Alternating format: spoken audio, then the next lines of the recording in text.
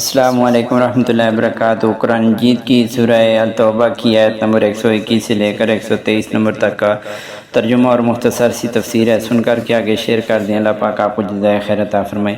نحمدہ و نصلی علی رسول الکریم، اما بعد فاعوذ باللہ من الشیطان الرجیم۔ آیت نمبر 121 میں سورہ توبہ کے اندر اللہ تعالیٰ ارشاد فرماتے ہیں،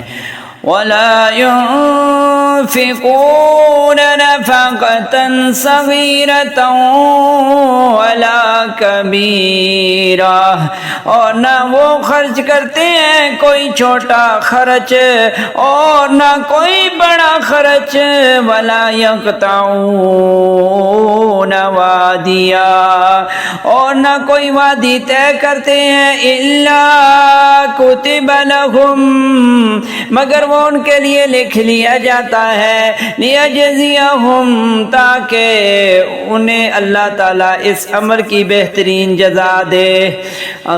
لیجزیہم اللہ احسن،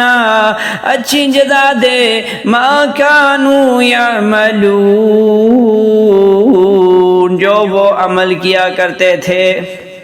تو یہاں پر جو اللہ تعالیٰ نے پہلی بات ارشاد فرمائی، وَلَا يُنفِقُونَ نَفَقَةً صَغِيرَةً، پچھلی آیت میں جہاد میں کیے جانے والے وہ اعمال بھی ہیں جو انسان کے اختیار میں ہیں، اور وہ بھی جو بے اختیار پیش آتے ہیں، مثلا مشکلات، مصائب۔ اس آیت میں صرف ان اعمال کا ذکر ہے جو آدمی کے اختیار میں ہے، مگر جہاد فی سبیل اللہ کی بنیاد ہیں، یعنی زاد راہ،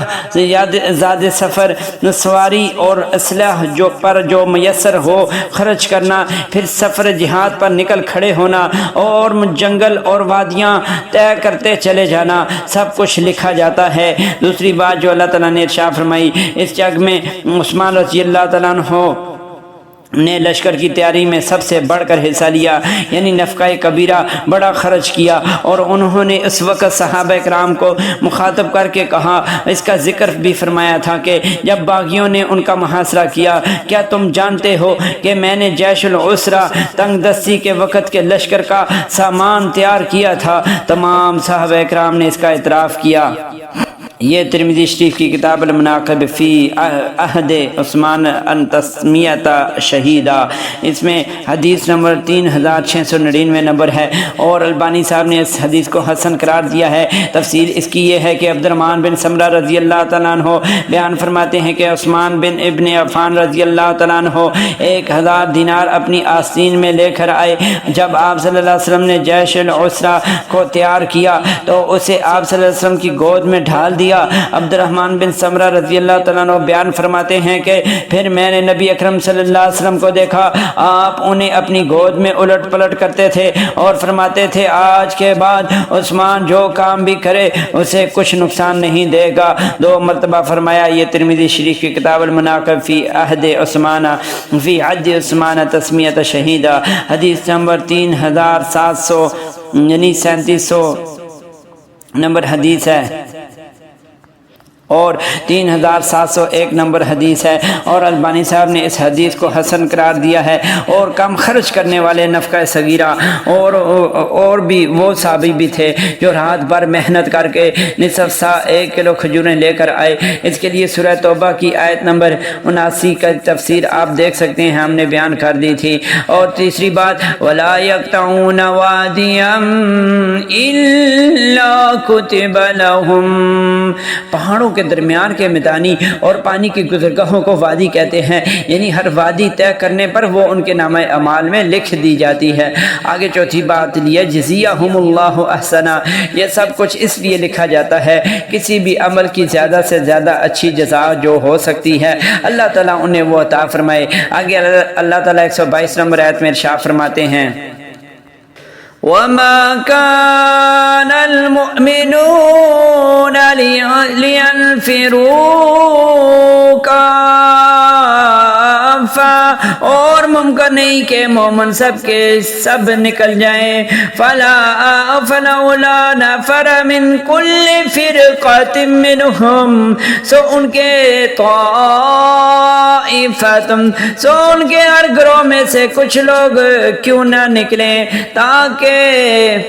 لیتفقہوا فی الدین،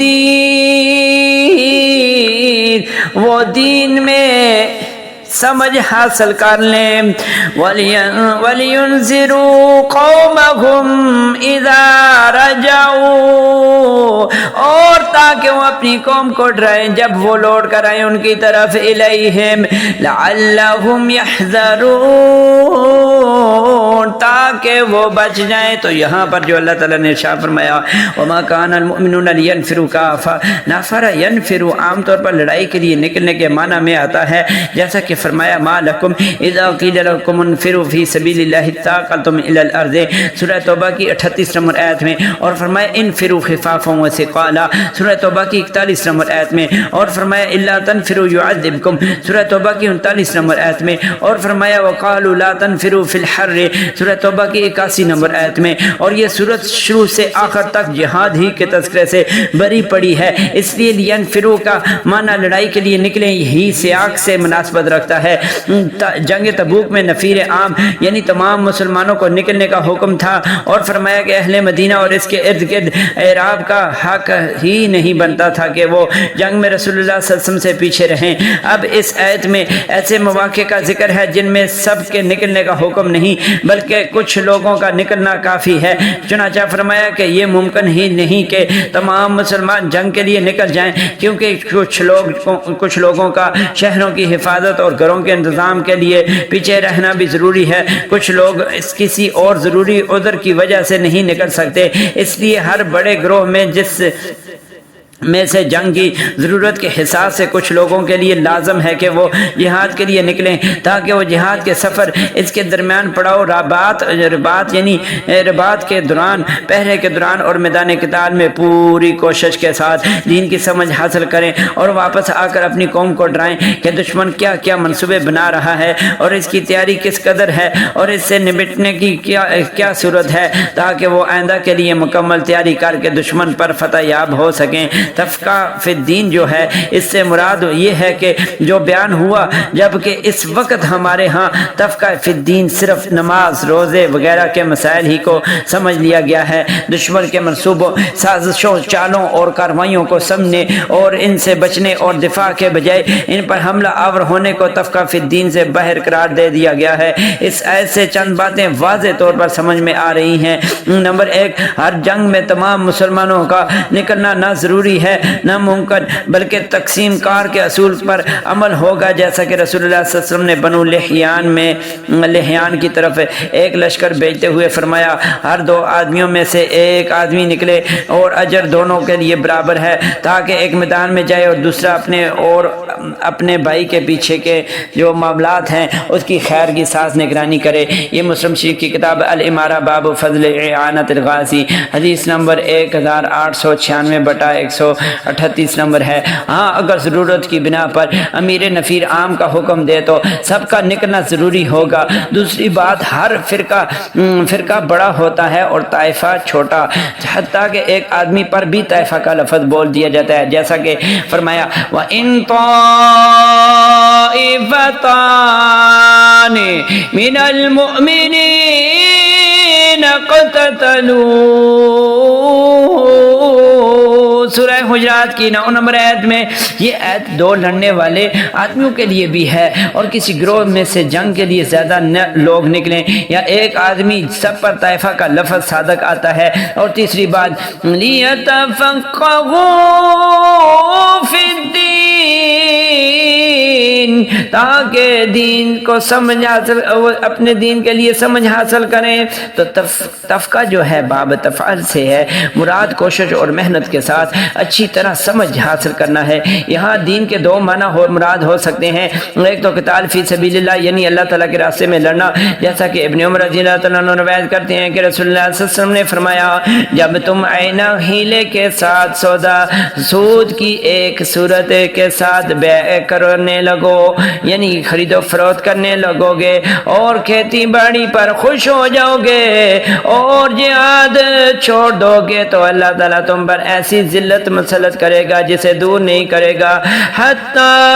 ترجعوا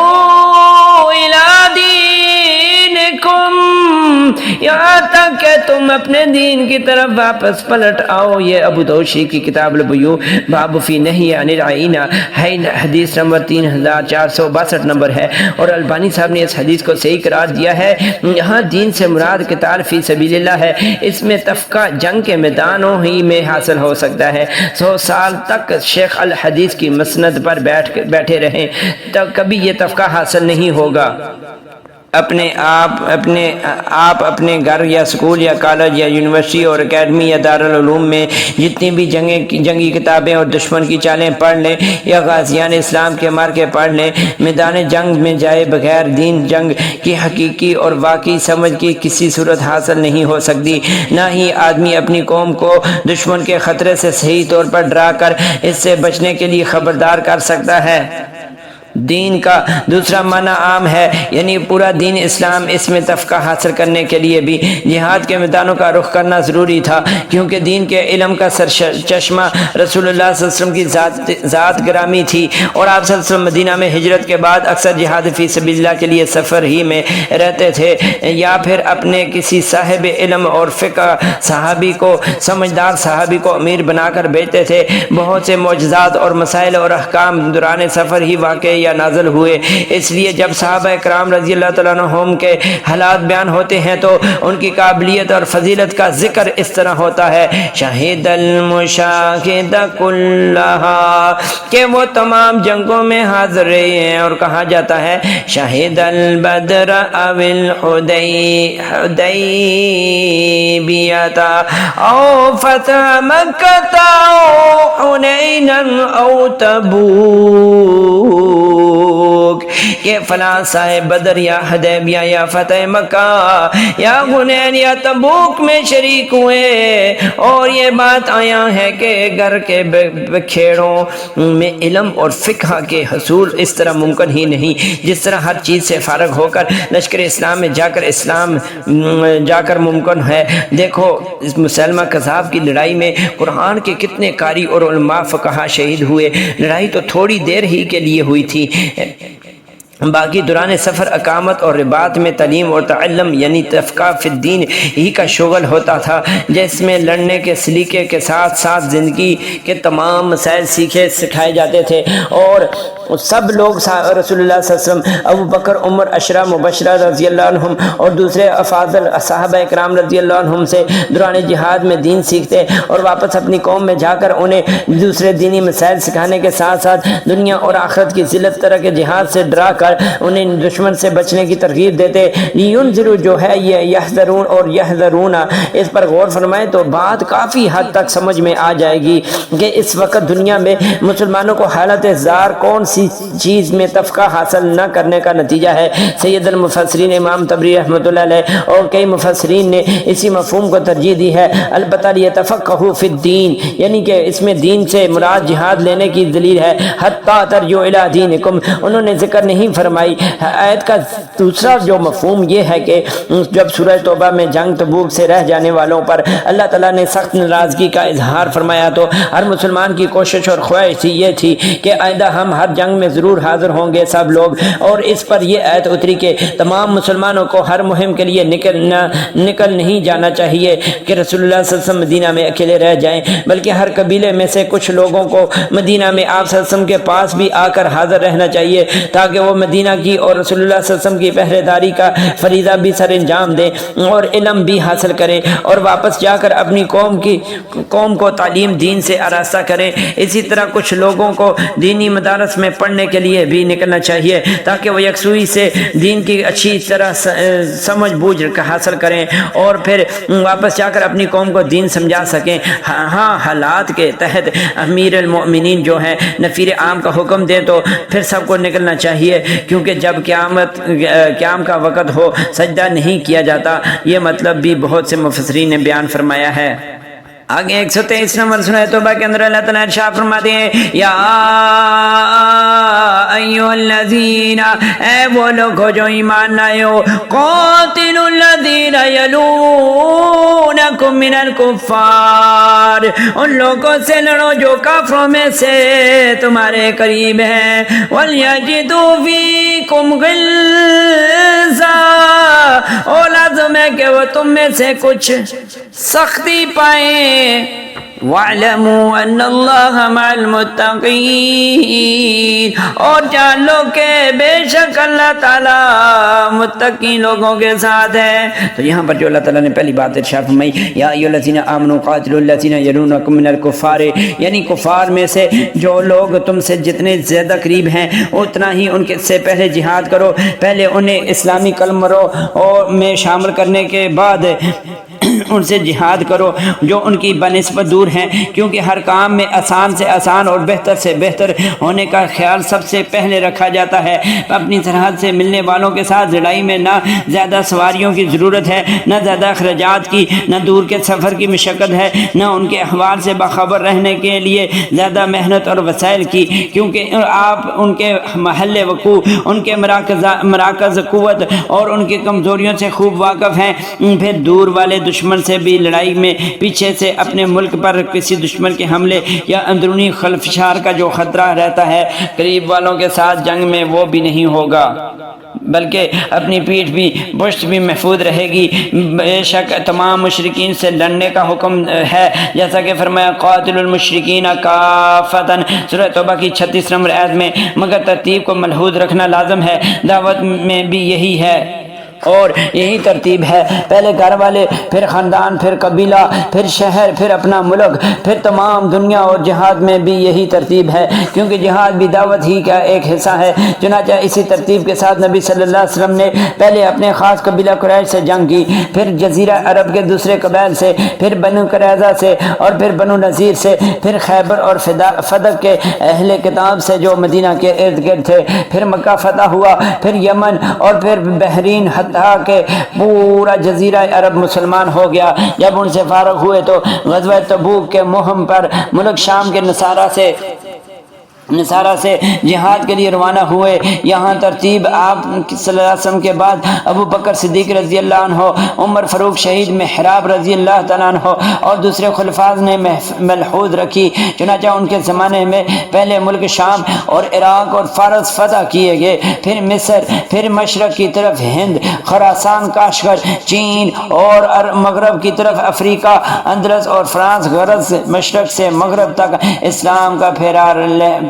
پھریرا لہرانے لگا۔ والحمدللہ، اللہ تعالیٰ مسلمانوں کو دوبارہ جہاد کے ساتھ کفار کے تسلط کو ختم کر کے اپنے موجودہ ممالک میں اور دنیا بھر کے ممالک میں اللہ تعالیٰ کے دین کو غالب کرنے کی توفیق عطا فرمائے، آمین۔ دوسری بات جو اللہ تعالیٰ نے ارشاد فرمائی وَلْيَجِدُوا فِيكُمْ غِلْظَةً، اور وہ تم میں سختی پائیں، تو لازم ہے کہ تم حملہ کرو تو اس کی شدت کفار کو واضح طور پر محسوس ہو، اور اگر کبھی وہ حملہ کرنے کی غلطی کرے تو جواب میں انہیں کسی جگہ نرمی اور کمزوری نہ مل سکے، کیونکہ ایمان کا کمال ہی مسلمان بھائی کے لیے نرم ہونا اور کفار کے لیے سخت ہونا، جیسا کہ اللہ تعالیٰ نے صحابہ اکرام رضی اللہ تعالیٰ عنہ کو خوبی بتائی۔ اشداء علی الکفار رحماء بینہم، سورہ فتح کی 29 نمبر آیت۔ کافروں پر بہت سخت ہیں وہ صحابہ اکرام اور آپس میں نہایت رحم دل ہیں، اور مجاہدین کی شان بیان فرمائی اللہ تعالیٰ نے اذلۃ علی المؤمنین اعزۃ علی الکافرین، سورہ مائدہ کی آیت نمبر 54 میں، مومنوں پر بہت نرم ہوں گے اور کافروں پر بہت سخت ہوں گے۔ اور تیسری بات وَاعْلَمُوا أَنَّ اللَّهَ مَعَ الْمُتَّقِينَ، یعنی کہ اس کا مشاہدہ پوری تاریخ اسلام میں ہوتا رہا ہے۔ مسلمانوں کے خلفاء، ملوک اور عمراء اور عوام جب متقی ہوتے، اللہ تعالیٰ کی خاص معیت اور نصرت ان کے ساتھ ہوتی اور ہر جگہ فتح ان کے قدم چومتی، اور جب وہ ظالم یا فاسق ہوتے اور عیش و عشرت یا بہمی لڑائیوں میں مصروف ہوتے تو اللہ کی مدد اٹھ جاتی اور دشمن ان کے علاقوں پر قابض ہو جاتے۔ اب بھی اللہ تعالیٰ کی معیت، نصرت اور تائید کا حاصل کرنی ہے تو اور تقویٰ کے ساتھ حاصل ہوگی، محض سائنسی ترقی یا کثرت تعداد سے کبھی نہیں۔